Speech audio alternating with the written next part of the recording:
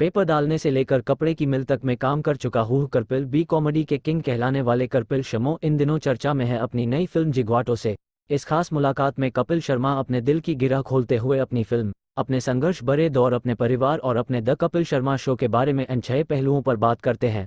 कपिल, आप पर्दे पर एक स्ट्रॉन्ग कॉमिक इमेज रखते आए हैं, मगर अपनी ताजातरीन फिल्म जिगवाटो में आप काफ़ी सीरियस भूमिका में नजर आ रहे हैं।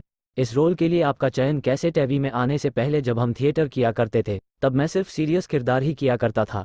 उस वक्त मैंने कभी कॉमेडी नहीं की थी, हमेशा गंभीर नाटकों का हिस्सा बनता था। मगर टीवी पर आप जब कॉमेडी जैसे किसी जॉनर में हिट हो जाते हो तो आप उसी में लोकप्रिय इमेज बना लेते हैं। मेरे गंभीर नाटक बहुत ही सीमित लोगों ने देखे हैं। टीवी पर आने के बाद मेरी कॉमिक इमेज में मैं टाइपकास्ट हो गया।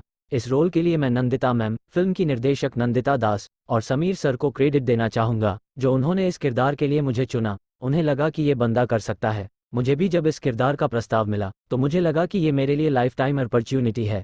10 साल से मैंने अपना शो कर रहा हूँ। 15 साल हो गए मुझे नेशनल टीवी पर काम करते हुए। 20 साल से मैं छोटे पर्दे पर सक्रिय हम। अब जाकर मेरे पास सीरियस स्क्रिप्ट आई है। आगे पता नहीं ऐसा अवसर मिले या ना मिले। मुझे वो मौका हथियाना था, मैंने कर लिया।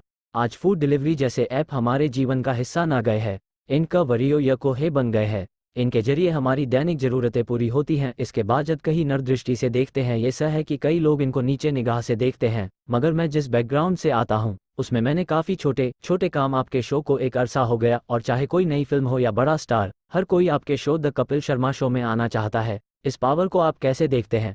सब कहूँ ते कई कार मुझे यकीन नहीं होता कि मैं इतने लेबे अरसे से ये शे चला रहा हूँ। अब जैसे मेरे शे में जब शर्मिला टैगोर जी आने वाली थी तो मैं उतना ही एक्साइटेड था जितना कि अपने पहले एपिसोड में। आप जिनके फैस रहे हों वो अगर आपको आपके ही सेट पर आकर मिलें तो इससे बड़ी लेसिंग क्या हो सकती है। तो जब भी स्टार्स मेरे शो पर आते हैं मैं बहुत ज़्यादा खुशी और एक्साइटमेंट महसूस करता हूँ। इसे मैं ब्लेसिंग मानता हूँ कि बड़े बड़े स्टार्स आते हैं। किए हैं पॉकेट मनी के। मैं कपड़े की मिल में काम किया करता था, प्रिटी प्रेस में जॉब कर चुका हूँ, मैंने पीसीओ बूथ में भी काम किया है। कोका कोला जब नया नया आया तब उसे बेचने का काम भी किया। 10+2 के एग्जाम्स के बाद जब 3 महीने की गमी की छुट्टियां होती थी तब लगता था कि जेब खर्च के लिए कुछ काम किया जाए। असल में वो बड़ा पीक पीरियड होता है छोटी मोटी जॉब्स का। तो मैंने ऐसे तमाम काम किए हैं। तो मैं कभी भी किसी काम को छोटा या इस तरह के काम करने वाले को नीचा नहीं मानत, क्योंकि हम भी रेंगते रेंगते यहाँ तक पहुँचे हैं। मगर आप सही कह रही हैं कि कई बार लोग इस तरह के काम करने वालों को कमतर आंकते हैं। उन्हें लगता है हमने पैसे दिए हैं। मैं ये नहीं कहता कि हम अपनी फिल्म के जरिए